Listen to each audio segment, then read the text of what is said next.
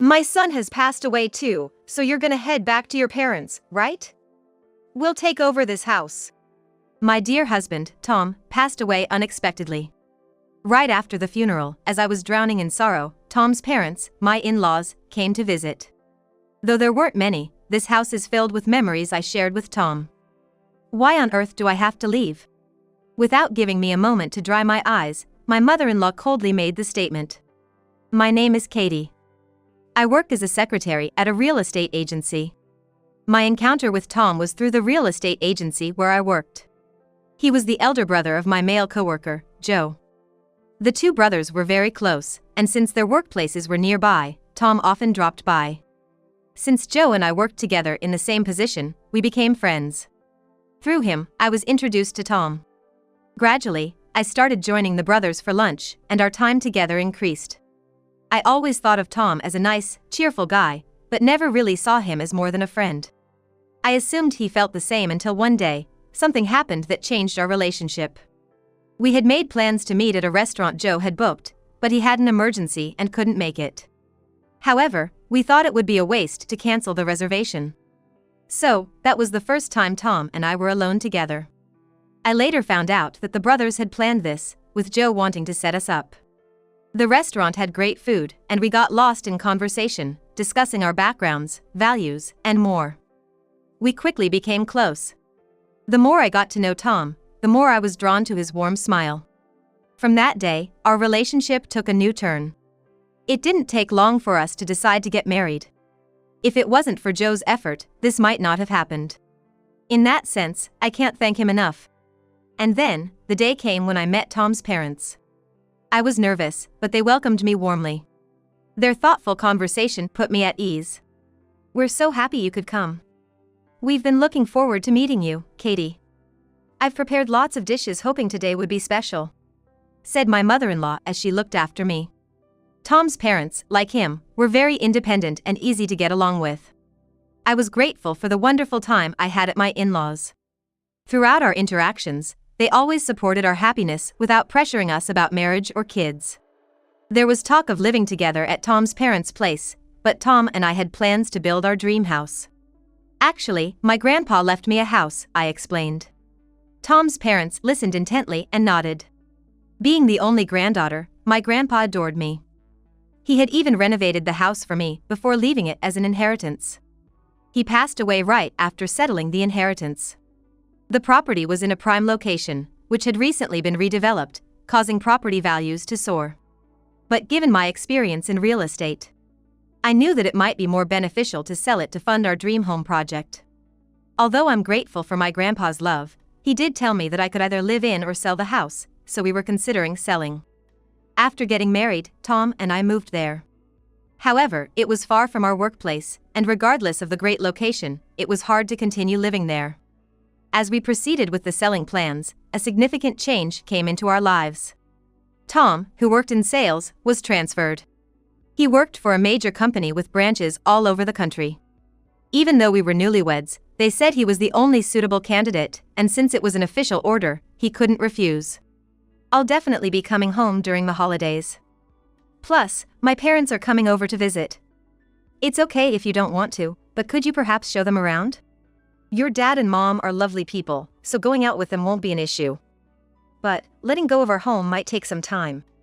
Due to my work, it's decided that Tom would be relocating alone for work. It was all so sudden, but all I could do was suppress my loneliness and worry, waiting for the day we could live together again.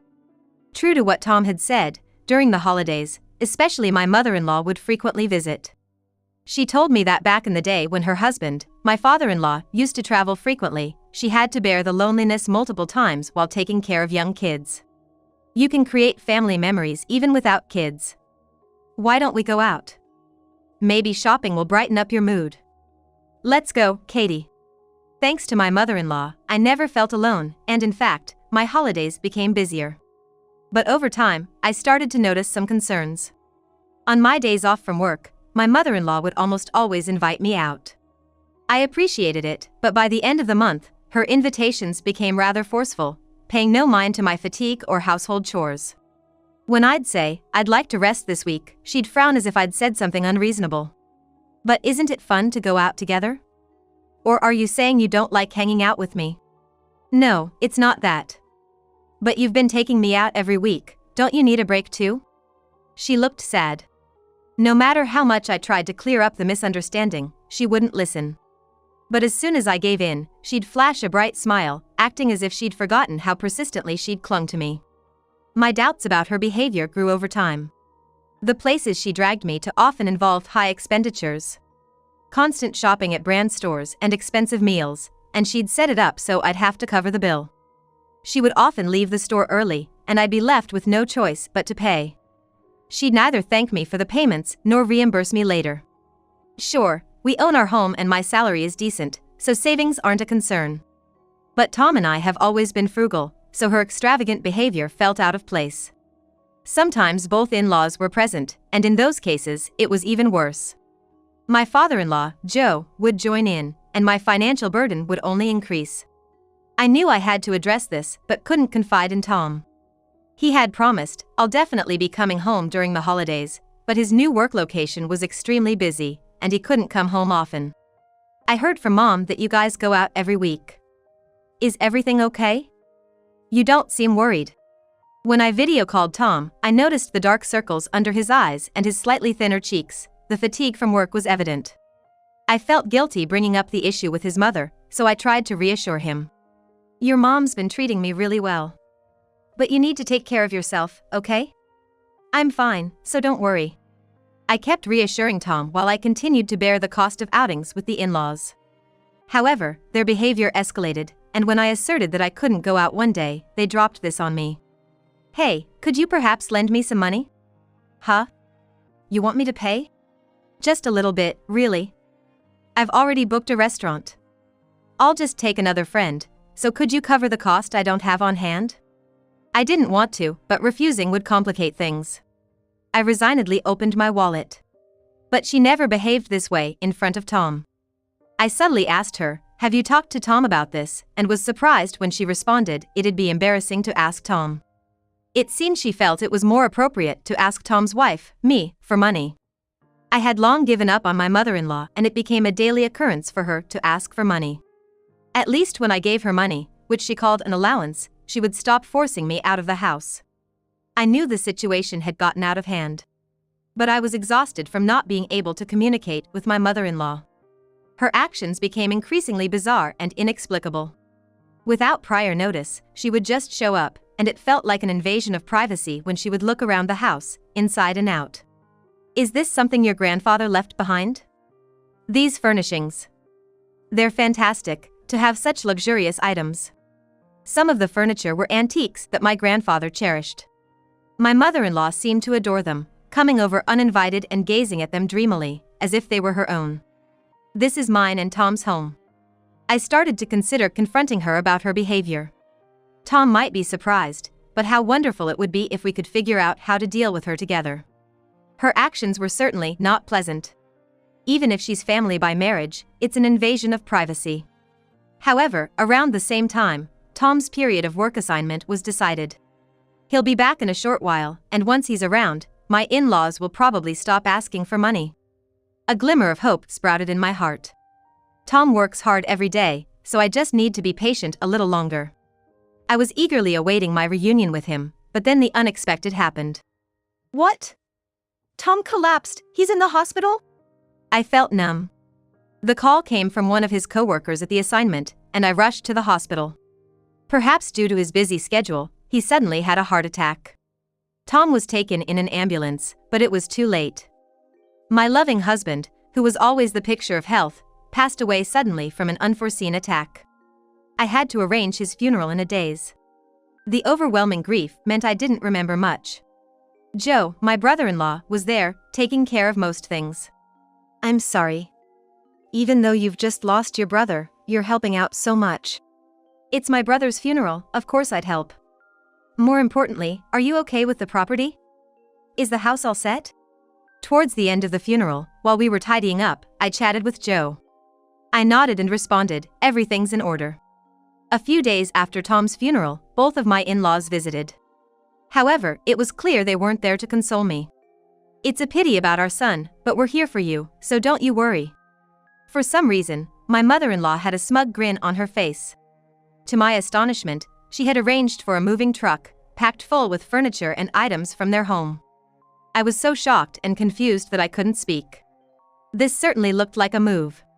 Looks like my mother-in-law and her family are trying to move in without discussing it with me. What made them do this? But the answer is obvious. Could it be they're after our property? Even in my confusion, I voiced the concern that had been nagging me. My mother-in-law flashed a cold, smug smile. The property value's gone up quite a bit. I've always had my eyes on this house.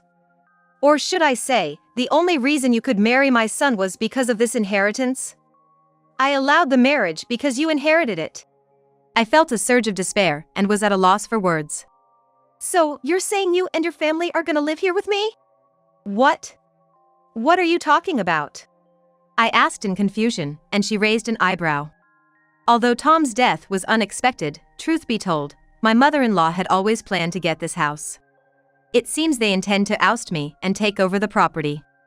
And they assumed I'd willingly leave the place.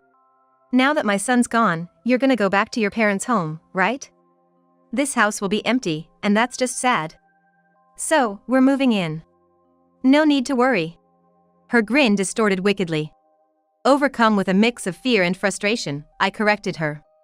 The house is already sold though. I tried to suppress a smirk at her misunderstanding, but a hint of amusement showed. In response, my mother-in-law was stunned. Just then, another moving truck, from a different company, pulled up. Excuse me, we're here to move stuff into this house. Perhaps seeing another company's truck made the burly worker approach us for confirmation. The movers my mother-in-law had arranged also stepped out. Realizing that they couldn't start their job with another truck present, they looked perplexed. They sought an explanation from the mother-in-law and father-in-law, but the couple was flustered and clueless.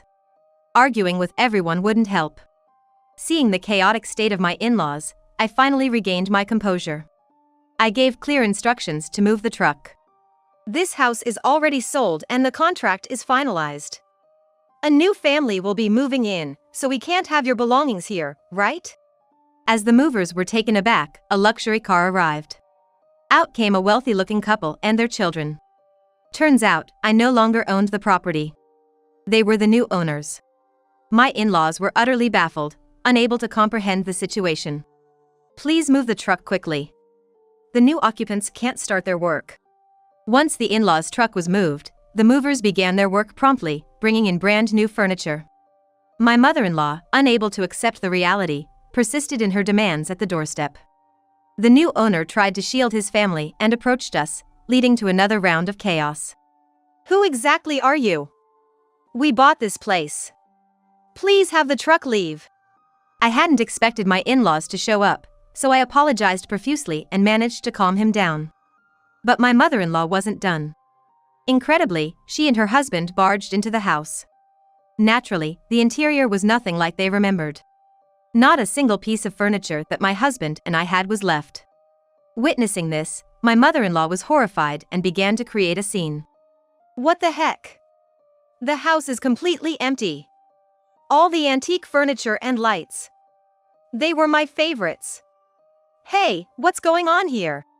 Katie was outraged, unable to grasp what was happening.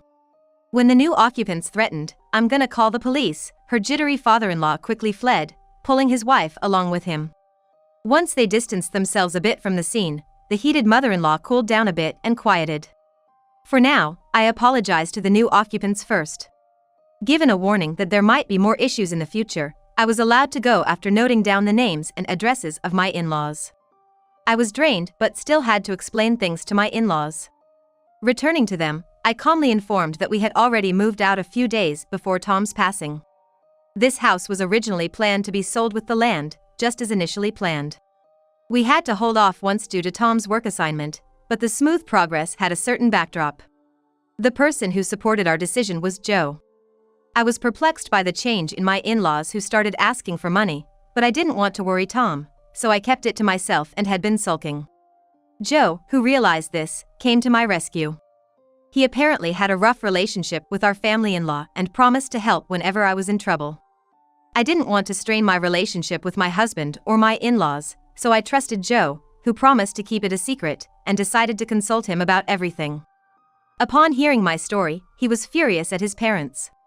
Being Tom's younger brother and also a colleague at my workplace, he understood their scheming very well. And for Joe, his brother Tom was the only family he had. He considered me, Tom's wife, as family as well. Heck, I think our parents either planned to live in that house or cleverly kick the two of us out and claim it for themselves, he said. According to Joe, both of our in-laws have a lavish lifestyle and are pretentious, resorting to any means necessary. Especially the mother-in-law, who acts like a lovely lady on the surface but in reality, only thinks about her own convenience, being quite wicked. The stories Joe, their own son, tells about them are quite shocking. Tom probably never got to see this side of them since he's the eldest and they'd act differently in front of him. Anyway, Joe suggested selling the land as soon as possible to ensure it's not taken away by our in-laws. I agreed with Joe's opinion and decided to proceed with the sale.